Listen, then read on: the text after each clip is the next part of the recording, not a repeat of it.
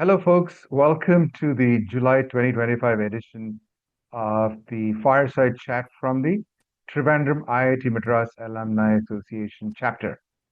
It's a great privilege for me to introduce to you Dr. Gangan Prathap, who, personally speaking, was a mentor of mine when I went to IIT in 1973. And among other things, he told me which books to read, improved my English, and made me a quizzer.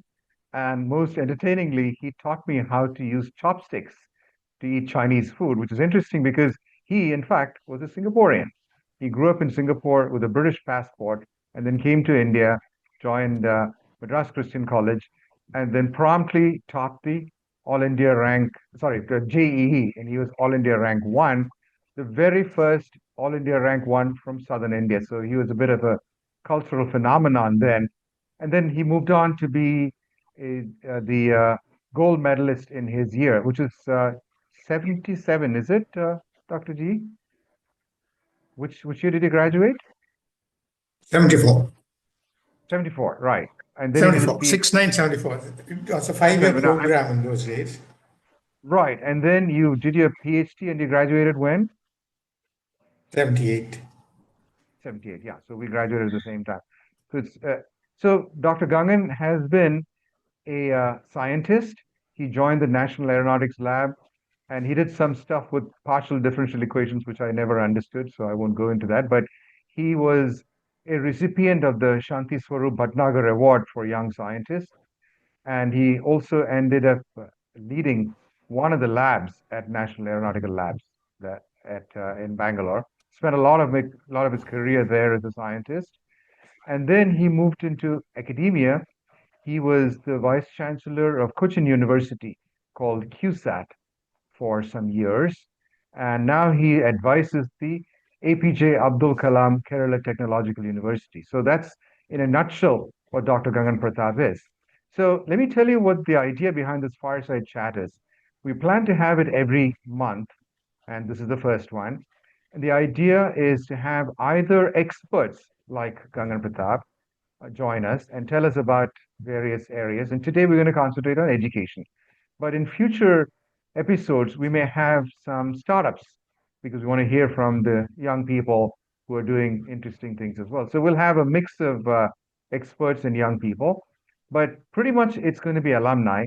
And I hope this is going to be very interesting to a lot of our members from the Trivandrum chapter and maybe other chapters as well.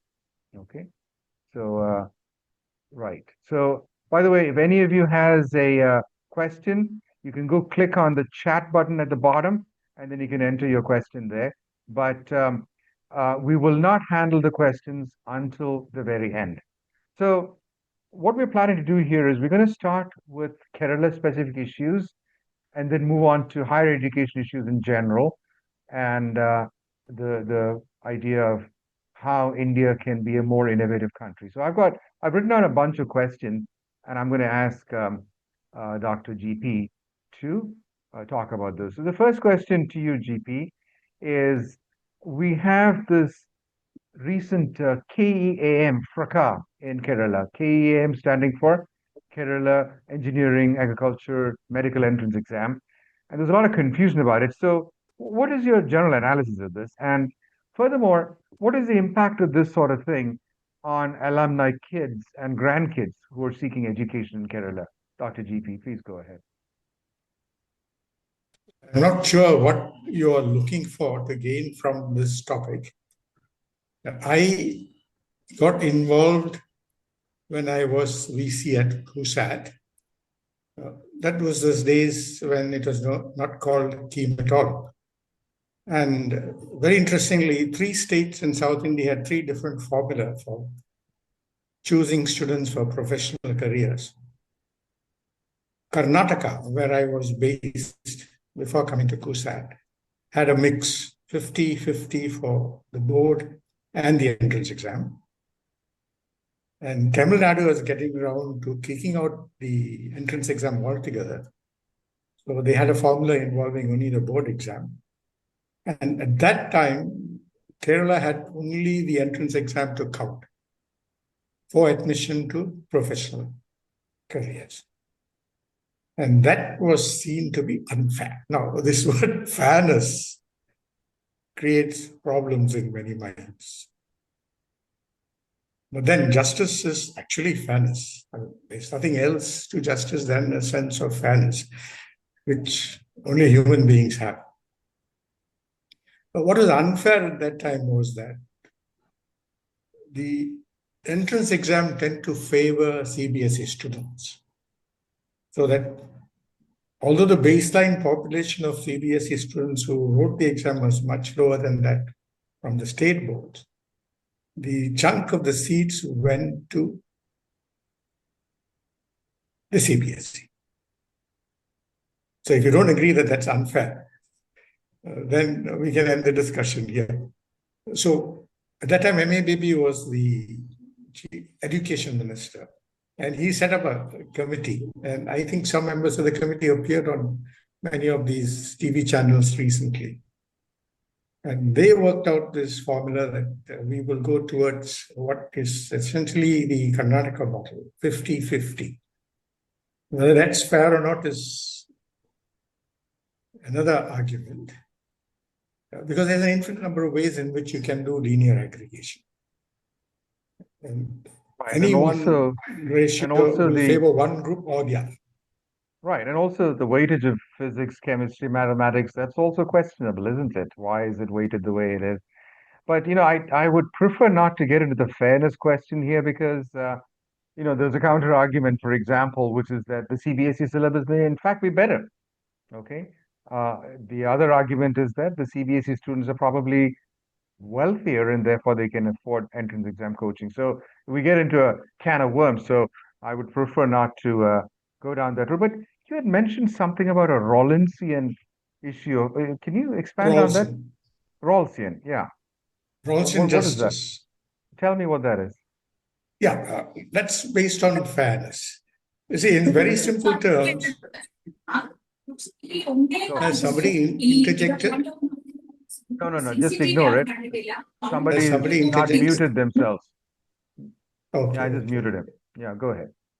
They put very simply, Rawlinsian justice means this, that whatever policy there is, state or otherwise, no one should get worse off.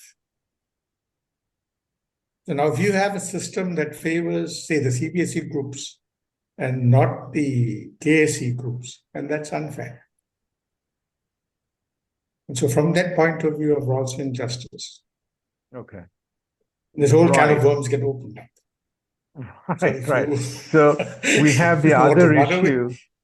Right. Now we have this other issue that's been up front and center in the US, for example, about DEI versus merit. So it really is a can of worms. So that's what's called intersectional inequality. And maybe that frightens you. It frightens me. I think it's more than a mouthful, but it's a fact of life. Right. So this becomes a philosophical. Yeah, philosophical argument. So no, it is not. It is not. I disagree with you on that. It's a very practical argument. It impacts all of us. The political argument as well. So I'd prefer not to go down that path. Okay. So let's move on to my next question. Okay. You were the VC of CUSAT. What is your candid opinion of higher education in Kerala, and how does it compare to the rest of the country?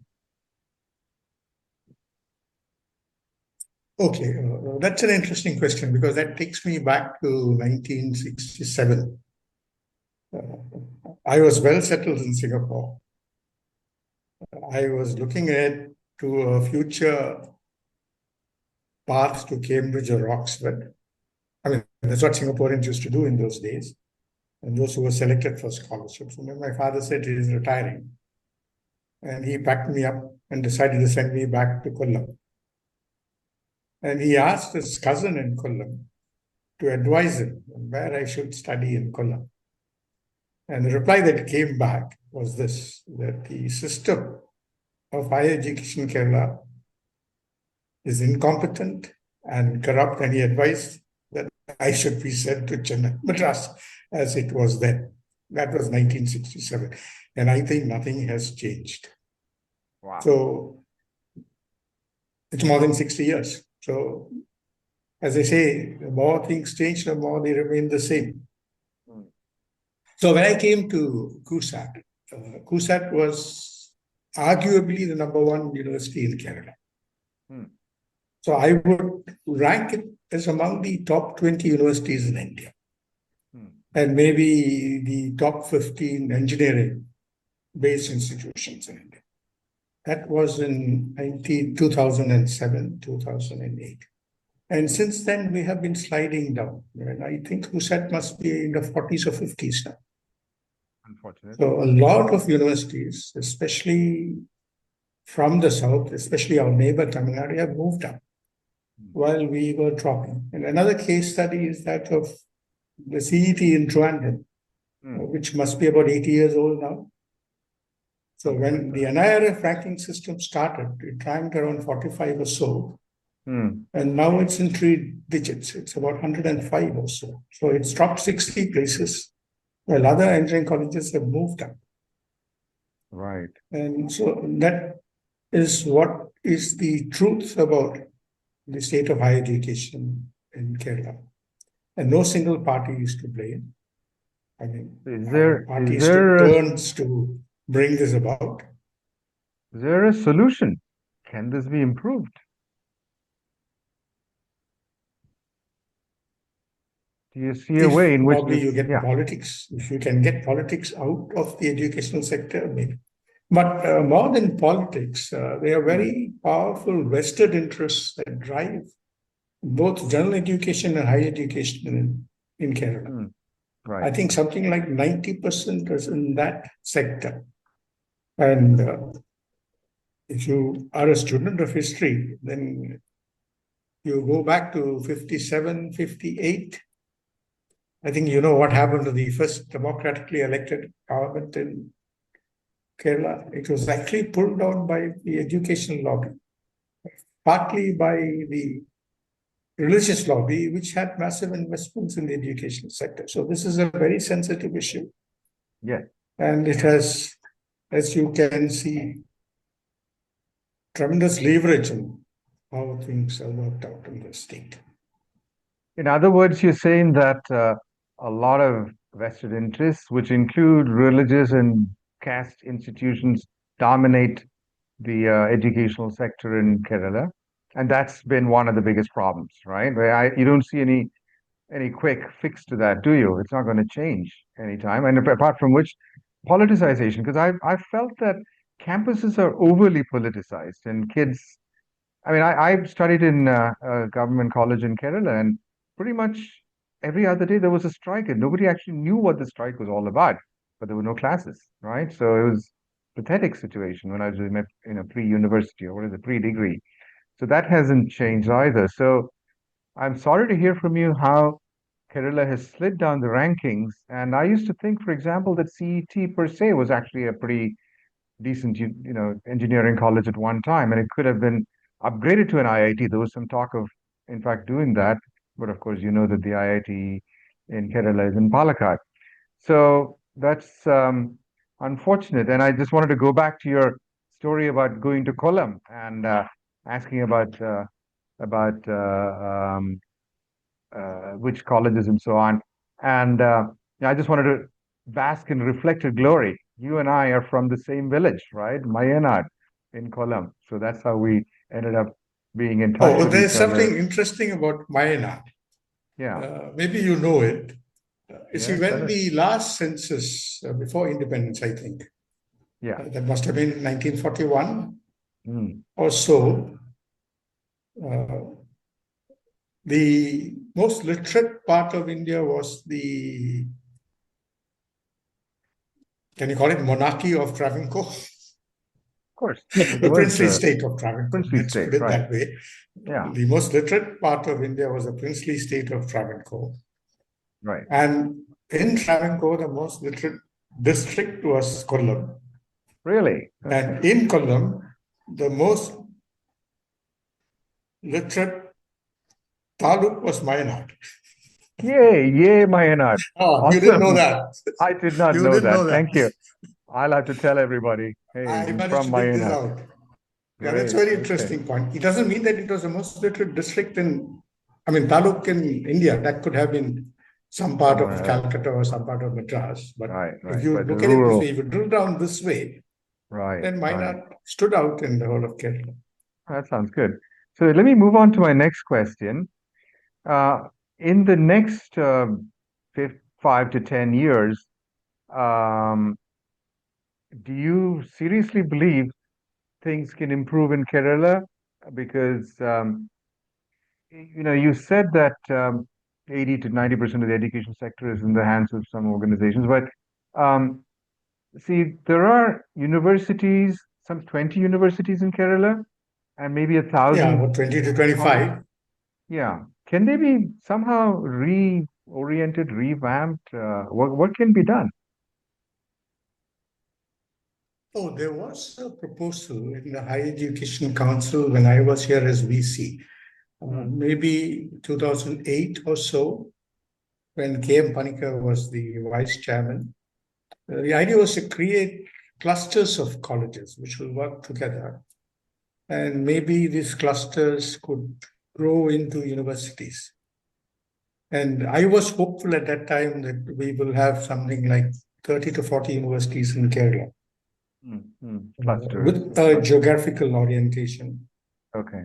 based on population. And if that had worked out, maybe something better would have happened. Well, in a way, But it's that didn't work out. analogous.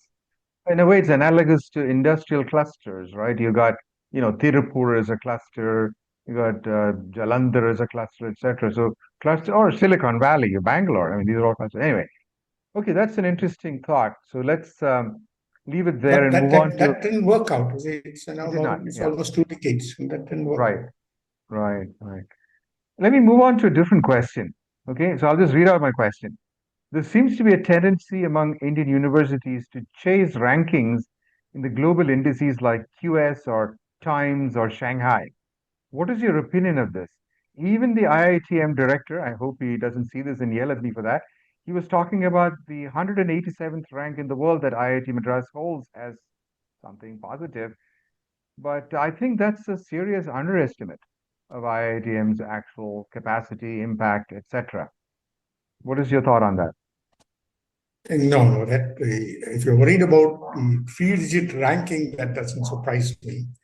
I Hmm. think if you take most of the indicators concerning India, they all come hovering around that 100 figure. What is the HDI? Something like 130, 135. You may not agree, but Yeah, and the I gender tend to agree. index, even the Yeah, happiness report, I think happiness. some I 125, mean, 126. well, let And me be even honest if you with go you. into sports, the FIFA ranking must be in the 130 or Yeah, 140. We are on par with Suriname, which is a tiny little Indian country. right. Well, So see, the number does not surprise me. And the number question is, is, yeah, why did we get where we are? yeah. And the question itself is not well formulated, so we don't know how to answer that question. And if you ask me which ranking we should go by, I would favor the Shanghai rankings. They Shanghai. are the best thought out. And maybe if you go into the history of the Shanghai rankings, you will understand why they came up with such a ranking system. Are you aware of Hmm. the history of the Shanghai rankings? No, the Chinese wanted a ranking of their own, therefore they No, brought no, it it out. was That's not as my view simple of it. as that. You see, in that period 66 to 76, Hmm. when they had the Gang of Four bringing in the Cultural Revolution in China, Right. most of the higher education sector was closed down in China. And they Yeah. stopped the entrance exam, the Gaokao altogether. And then when there was a reversal of fortune and Deng Xiaoping took over power in China around 76 or 77, he decided to bring back the entrance exam. Then he Okay. decided to rebuild the science and technology sector and the higher education sector. Okay. And massive investments went into that. And that was sometime in 78 or so. Hmm. But by the late 90s, there was a very adverse report. I think it was in the Far Eastern Review or something like that. It said that China has mushrooming universities, but they're of very low standard. Hmm. Hmm. And so he decided that China must have 100 world-class universities. And then the question of what is a world-class university came up. And that task was given to Shanghai. And that's how they came up with this set of indicators to decide what a world-class university should be like. And by 2003, it became public. This is Shanghai Jiaotong University was given. Right. Okay. Jiaotong means transportation. Okay. The university dedicated entirely to transportation. It's now one of the top universities in the world. So they made it public in 2003 because they wanted it to be judged at an international level. And then all these copycat rankings came up, the Time, the Quackery Simmons, and so on. So we probably have more than 40 rankings now. So I go by the original, the Shanghai. Yeah, I thought the more prominent ones were the QS, Quacquarelli, whatever, Simmons, the Times. They are the copycat, and they are commercially oriented. Okay. So I thought they were there. I thought the Times, British Times, was the first of the lot ranking, wasn't it? Shanghai preceded that. Okay, I did not know that. That's good. I'm quite sure of that, but maybe Times had something for the UK sector. Could be. Just as the Americans had one for their own. Right. So my question is for the US World and News Report. Yeah, which is kind of a dicey ranking. Now, two things. All rankings are dicey, so they are. And to speak to that, I find that I just got a warning that we'll finish in 10 minutes. Okay, so that's what. Yeah. Okay. So are there any other questions? No, wait. I got some more questions. So I wanted to comment on throw it open to the audience. Not yet. Not yet. I got some more questions. But the point is that I don't believe most of these rankings because I think they just, picked up out of thin air, global happiness. You find countries that are completely ruined by war above India, for example. So a lot of these rankings are just nonsense. But and the other thing is these educational rankings also can be manipulated by saying, who is the what is it, the H index, who is quoting somebody else, right? That can also be, there is a little bit of a, I scratch your back, you scratch my back. So the rankings are not great, but what can we do? I mean, we have this NIRF ranking, and IIT Madras is consistently number one. Is that meaningful or meaningless? What do you think? No, are you asking whether we should have our own rankings or? Yes. Which we pay attention to rather than these, global rankings. Yeah, we are paying attention to the NIRF rankings. And if we look at the way the ANRF, the Research Foundation, now goes about giving grants, they are taking the NIRF rankings very seriously. Okay. So I think only 2 Kerala universities now come into their list. I think it's Calicut in Kerala or something like that. Okay. So our funding agencies are taking these rankings very seriously now. Okay, so I think to some extent we should be paying more attention to our own rankings. So that's one. Let me just switch to another question. Now, I just heard an economist podcast. I'm not a big fan of The Economist, but anyway, I listened to it, saying that British universities are basically going bankrupt. And the same may be true of American universities if foreign students stay away. So are these sort of global universities on the path to collapse? What is your opinion on that? No, I think it's something like the balance of payments question. Most of these universities make their money from the international students because they pay fees which are 3 to 4 times higher than what the local students pay.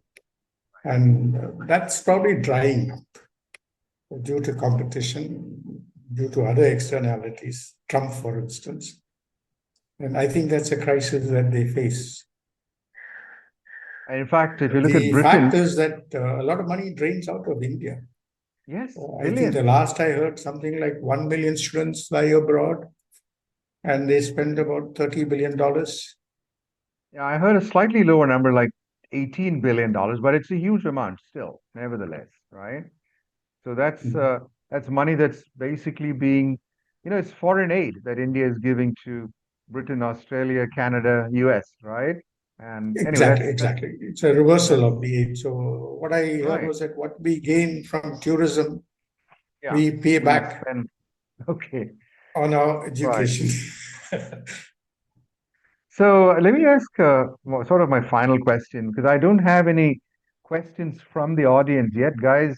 If you have any questions, you look at the Chat bottom group, of the yeah, screen. I don't see There are, any either. Okay. right. The fourth button is a chat button. You can click on that and you can leave a message if you have a question. Okay, so let me ask this sort of final question for you. What is your advice to young Indians who are entering higher education? Because in the West, I have read some statistics recently from the Financial Times actually saying that many graduates are finding that they are no more able to get good jobs than people who have not gone to college. So, what does this mean for higher education? Well, there are many factors at work, but the most elementary factor is the decision when you're about 16 to 18 years old, Yeah, whether you should go into schooling or skilling. This is something that I yes, call schooling and skilling. like the Germans do. Uh, If you are trained for a job, then you need skills. If you want to be Right, trained for life, then right. you need schooling. And I think in India, we have not got this mix correctly. When I came down to Kerala as a VC, I was surprised to hear other VCs say we are not imparting skills to our students. Hmm. And that is not what a VC should be doing.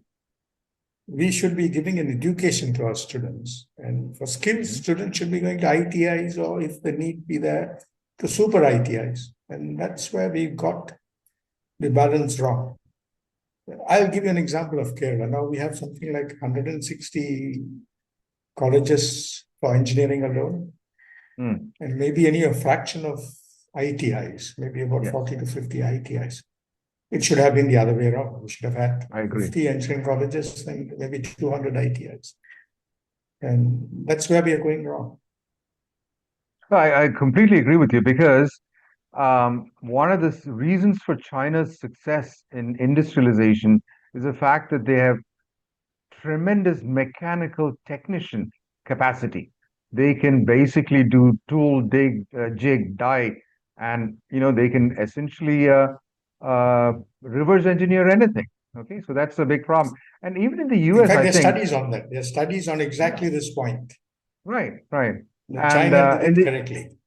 correctly, yeah, and this yeah, so there's some talk in the US also about saying let's kind of reduce the taxpayer expenditure on universities and start bringing out more electricians, plumbers, things like that. So that skew, I think, is a huge problem in India. Okay, so I think finally, one more question. Do you think that if you create more autonomous institutions, things will get better?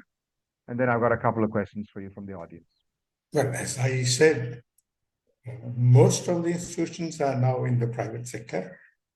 Yeah. And even the IIT, NIT, Hmm. central universities are actually, in a theoretical sense, autonomous. Yeah. And they don't seem to have succeeded. So I don't think autonomy That's is not the the answer. fact. Okay. Yeah, I think there are deeper problems with our mindsets. Structural That problems. Okay. calls for some kind of civilizational change. Maybe we need a Deng Right. Xiaoping. Oh, that's a China question. I'll come back to you later. I want to, in fact, interview on China. Maybe But maybe Mr. Nair will take it up when he comes we'll up next month. we'll see. We'll see Because about he's the that right next person month. for that, to answer a question Right, like right. that. He spent his time there. Right. So let me just handle a couple of questions. First question is from Sri Krishnan Chittur. He says, for India to progress, you can see that, can't you? Which is better, basic language, literature, math, sports education till fifth, or practical education from fifth to 10th with lots of options, vocational training, he says, and then specialize in 10th, 11th to 12th, like social, scientific, etc. Do you have a response to that? Yeah, good. I think the basic language part should go up to the 10th standard. And then that's when the split into vocational, technical, and schooling should start. This is the kind of system that countries like Taiwan, South Korea, Japan, Germany, China have started following. So the mix of schooling and skilling must be done in that period, 16 to 24 or 18 to 23. So that's not being done here. Skilling is underemphasized. Yeah, or anywhere in India, I suppose. So skilling is underemphasized. Right. And degrees are emphasized. Okay, so that's one question. The next question is from Ajit Haridas. For equity, why not geographic distribution of seats and entrance exam limited to aptitude tests? Okay, fairness. This is where Rawlsian justice comes in. Rawlsian justice. Rajiv, okay. Don't you agree? I do not agree. He's absolutely right. We need a geographic distribution of seats. I don't know if you know about the Tamil Nadu response to the NEET problem. Have you heard of this 92.5, 7.5% formula?